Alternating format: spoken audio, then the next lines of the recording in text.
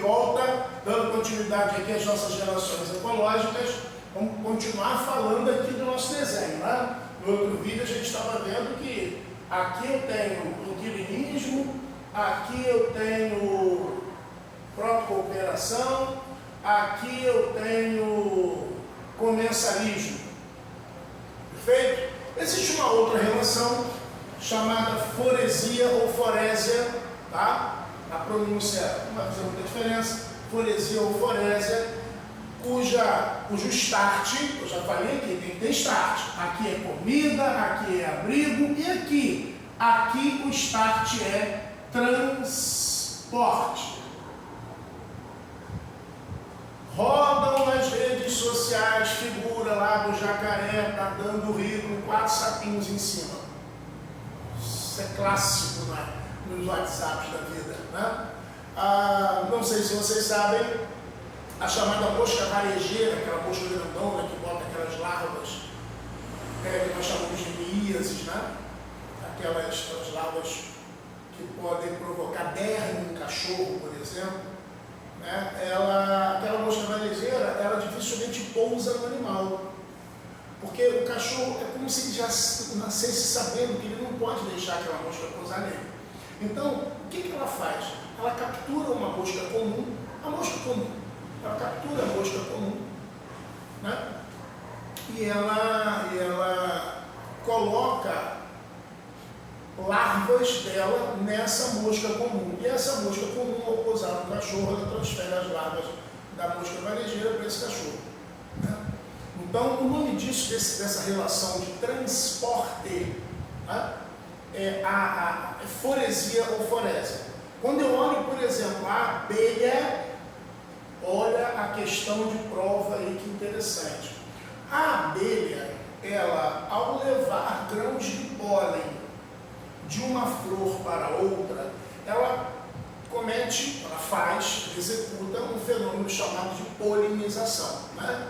A polinização chamada de entomófila, feita pelo inseto. Polinização entomófila. Isso é bom para todo mundo, isso é uma própria cooperação. A abelha se alimenta do néctar da flor e transporta, né, para uma outra flor, onde vai haver a polinização, a reprodução cruzada, não é isso? Aumentando a variabilidade genética, produção de frutos, propagação, e ótimo, vamos propagar, né? Muito bem. Quando eu olho a mosca transportando os grãos de pólen, o nome disso é foresia ou forésia. Mas quando eu olho para o contexto dela se alimentar e ajudar na reprodução vegetal, pró-cooperação.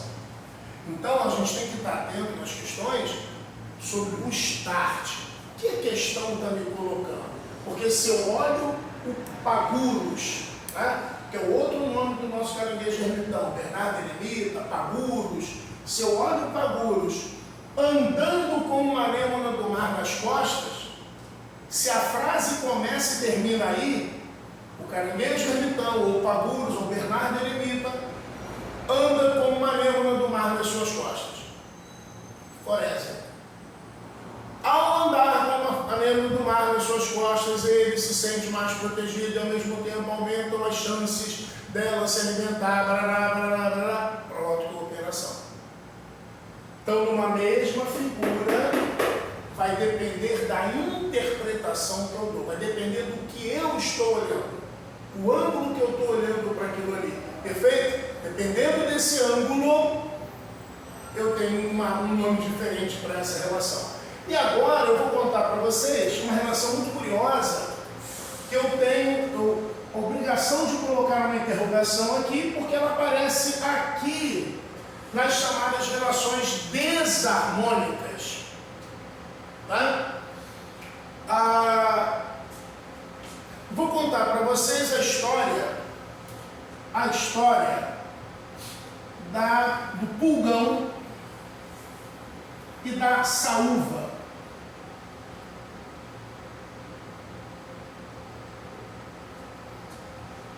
O pulgão e a saúva. O pulgão é um inseto, um afídeo, um insetozinho, se alimenta de seiva das plantas.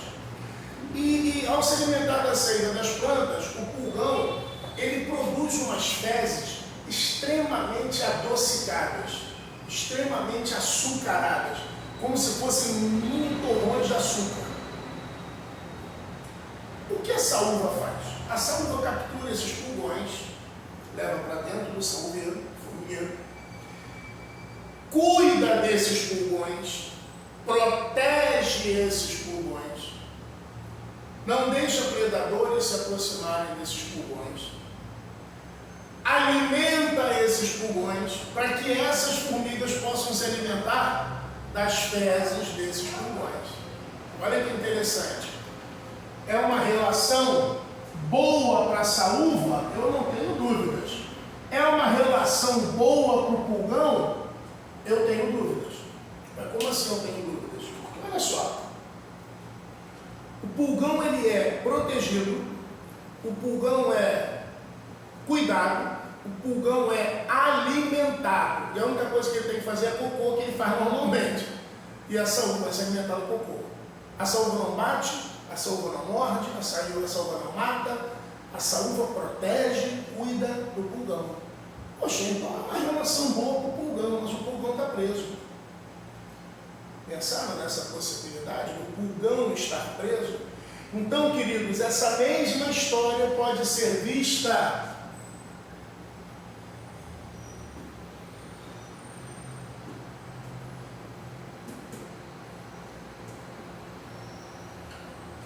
por um outro âmbito, que é o âmbito do prejuízo da perda da liberdade. Se você estiver agora imaginando a relação que você tem com o seu cachorro, é mais ou menos isso aí, hein? Se você deixar o portão de casa aberto, ele chegar ali, olhar para um lado, olhar para o outro e voltar, é porque ele prefere a mordomia do que a liberdade.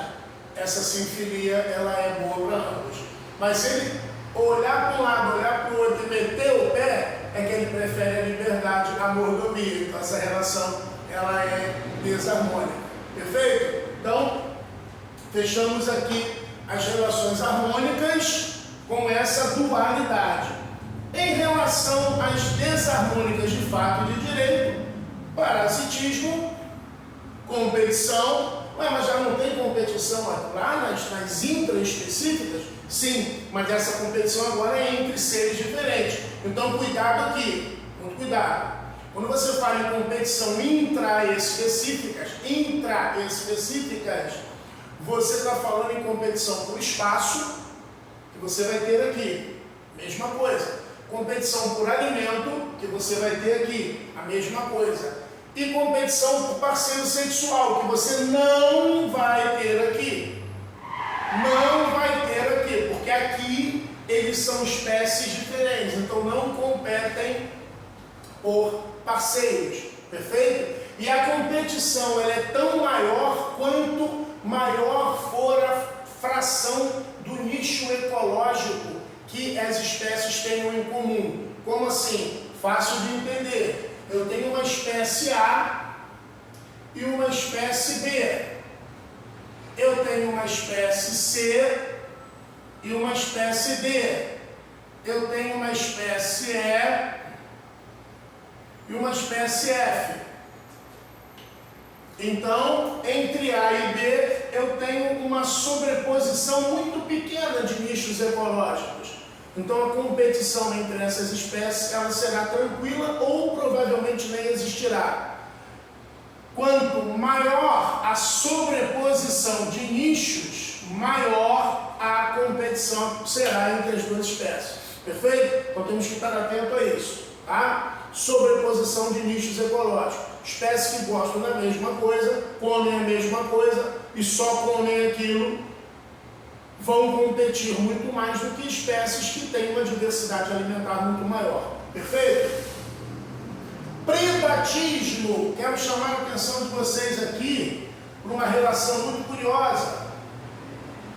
Predatismo e parasitismo. Estávamos falando aqui também, agora há pouco, antes de iniciarmos as gravações, eu e o Davidson, né, nosso responsável pela parte de editoração, pela parte de filmagem, gravação, sobre absurdos que o ser humano comete, já cometeu no passado, né, em detrimento aí de preservação ambiental.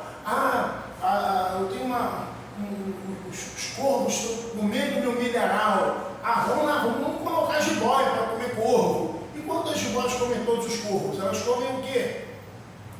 Elas começam a comer a criação da fazenda. E aí faz o quê? Compra um bicho para comer jiboia. E aí, como é que é isso? O predatismo é a melhor solução para os controles de pragas? É o melhor predatismo? Nunca.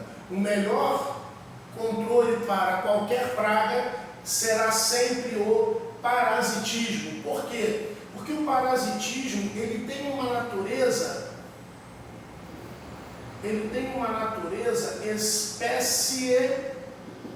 específica. O que é isso? O parasita e o seu hospedeiro são, em 99% dos casos, específicos um para o outro. Então, se você tem um problema de uma praga na sua plantação, o ideal é você introduzir o quê? Um parasita para aquela praga. Porque quando ele exterminar aquela praga, ele também desaparece, ele não vai parasitar mais ninguém.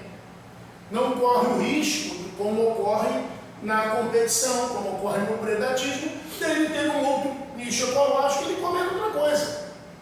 E acabar gerando para você um outro prejuízo. Perfeito? Então, os controles biológicos são feitos, via de regra, com mecanismos parasitários e não com mecanismos predatários. Perfeito?